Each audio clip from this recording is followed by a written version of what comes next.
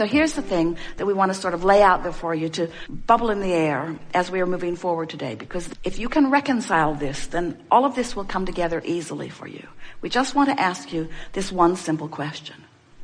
Is it easier for you to control the behavior of a substantial number of people and circumstances and events in order to give you something that you can look at that will take you easily into the vortex? Or would it be easier for you to just focus your thoughts on things that take you into the vortex? Well, pretty clear, isn't it? Much of your world is going about it in such a backwards way. They're saying, when I see that, I feel good, but when I see that, I feel bad. So we need to make laws so that that can't happen. And we say, are your laws doing the trick for you?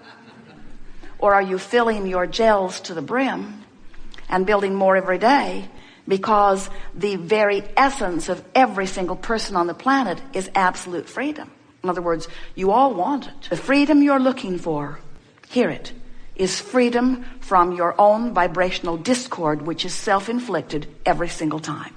And when you discover how to get in the vortex and maintain a certain amount of time in the vortex, you're going to discover freedom beyond anything that you have ever experienced before. And that's what we're rooting for. We're rooting for the alignment of you in your physical form with you in the vortex. So, it is our promise to you, you did not come to struggle and suffer, but you did come to focus, which means diversity serves you extremely well. But the key is, once you know what you don't want, which helps you to clarify what you do want, give your undivided attention to that. And as you, all day, every day, are determined to get into this vortex, it is our promise to you that you'll get in and you'll get in and you'll get in. And sure, the vortex is going to spit you out. Because you don't have the ability to get in there and think only pure thoughts about everything. You're a creator, you're a sifter, you're a sorter, you're a diversified person exploring contrast, and it is the most normal thing in the world for you to get in and the vortex to spit you out.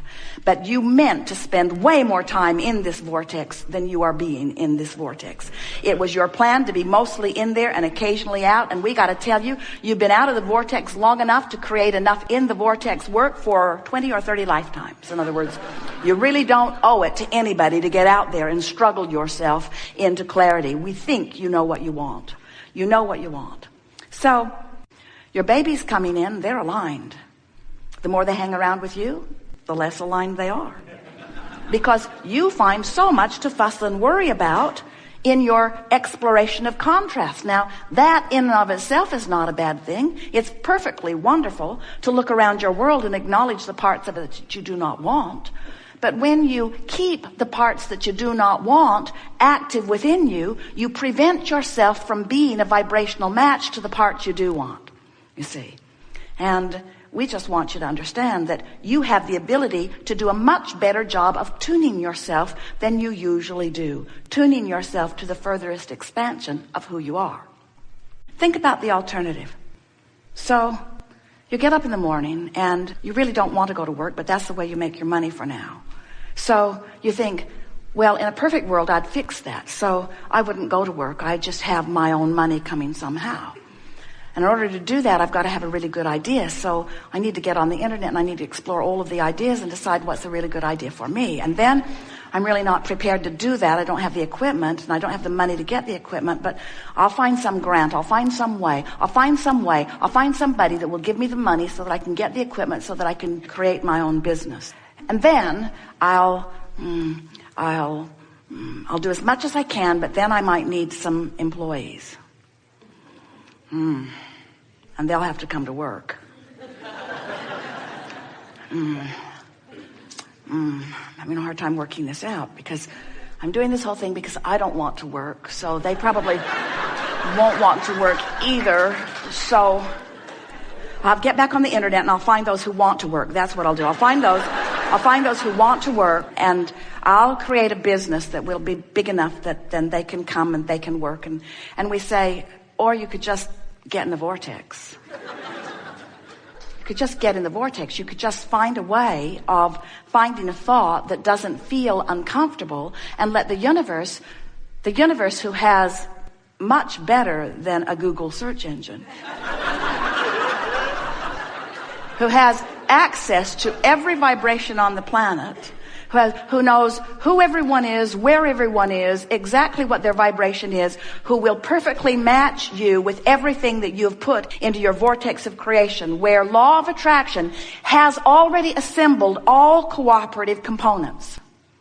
So the question that we want to put to you is, are you a cooperative component to your own desire? And the answer is usually not. The answer is, if you're feeling elation, yes, but if you're feeling frustration or overwhelmment, or if you're worried, then you are not a vibrational match. You are not a cooperative component to your own creation, to your own vortex. Jerry and Esther have been making their way from California here for the last several days. And in the process, they've been thinking about ways that it could be better. And it's really fun to watch them constantly trying to figure out how this could be a little better and how this could be a little better. And so this morning, they were chatting about some new ideas they have about making their transfer from place to place the best that they can possibly think of. And as they are conjuring these new ideas and contemplating and chewing around them, Esther found herself pointing out something that happened a long time ago in a hotel parking lot on the other side of this continent. And Esther said, that was the day with that drive shaft disconnect that I really hurt my knee. And Jerry said, I remember that. And Esther said, maybe we shouldn't dig up bad things that we didn't like and activate them again now. And yet, there is this walk down memory lane. Sometimes in the process of defining what you want, you're pointing out some of what you didn't want. And we say, that's part of the deciphering process, isn't it? You don't really know clearly what you do want until you've lived a little bit of what you don't want. It's all part of the focusing process. But it's so interesting how in that focusing process, you come to new conclusions that work better for you. But then it seems, and this is the thing that trips you up more than all other things put together, it seems, you defend your new choice by reminding yourself how bad it was before. Not realizing that every time you return to that, you reactivate the vibration of that, which keeps you from clearly and purely being a match to who you now are and what you really want. That's why family reunions feel so awful.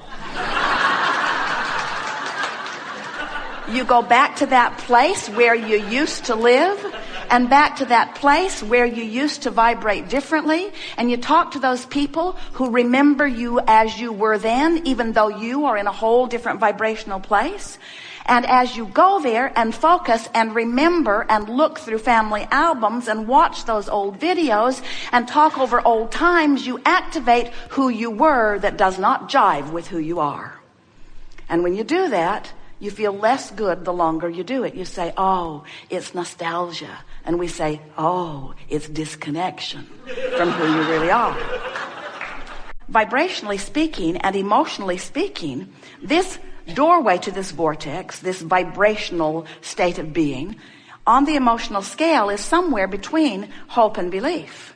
In other words, if you are in despair or anger or revenge, you're nowhere near the vortex. And even though who you really are is in there and law of attraction is calling you home, you've got enough resistance going that you're not going easily. And that's what negative emotion is. Did you get that? Negative emotion is the larger part of you calling you, pulling you, but because of your resistant stance, you're not going easily. Oh, you're going.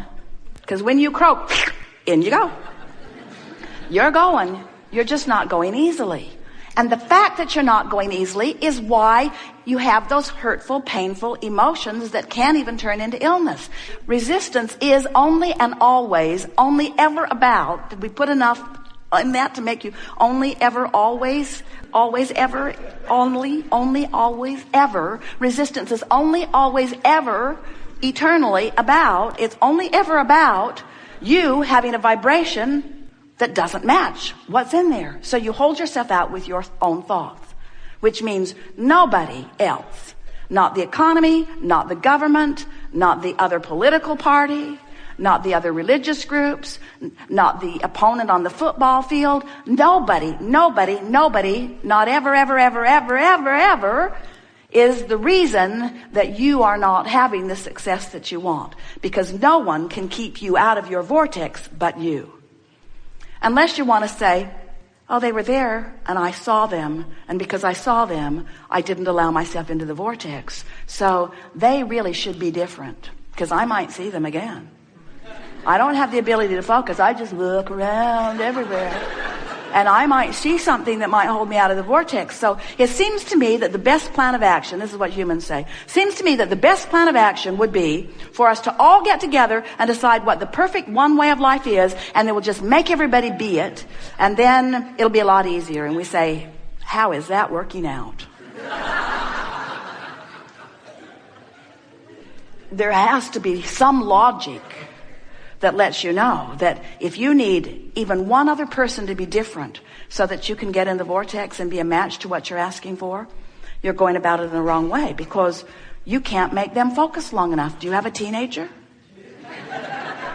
You can't get them to hold you as their dominant intent. Isn't it, or wasn't it, maybe not for you, but many of you feel shocked that others would have the nerve to care about their life more than yours. I don't think that guy's giving me the best deal he could give me on this purchase. It's like he doesn't even care about me. And when you finally accept that every person on the planet is selfishly oriented, every person on the planet is making their way to their own vortex, and all you've got to do is find a thought that lets you in. Can you let go of what is right now? Can you accept that what is the magnificent bouncing off place, but where it's at, because the larger part of you has already gone there, is to a vibration that hasn't manifested yet.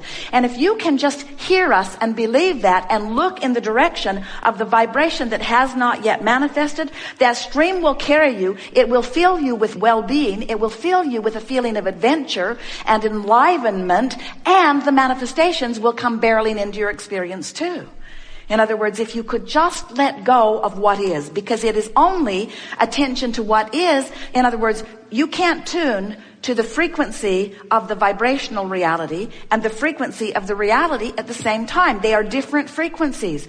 And there are people who would rightly say, but Abraham, there are things in my current reality that are vibrationally up to speed to the things that are in my vibrational reality. In other words, there's a lot of good stuff in my life. Couldn't I focus on it and still be a match to what's going on here? And we say, yes, of course you can. You could be such a good selective sifter that you just look at the best parts of reality and therefore tune yourself to the best parts of your vibrational reality.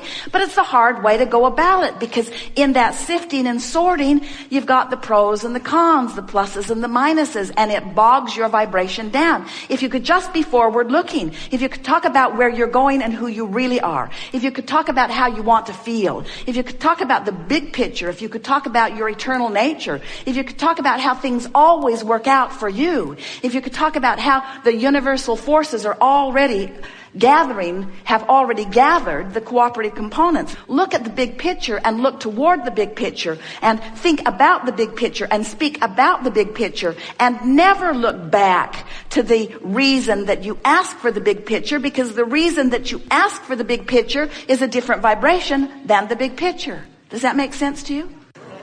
It's interesting because now we've spent some time in the vortex and you've witnessed several people in perfect alignment with that which is their vortex.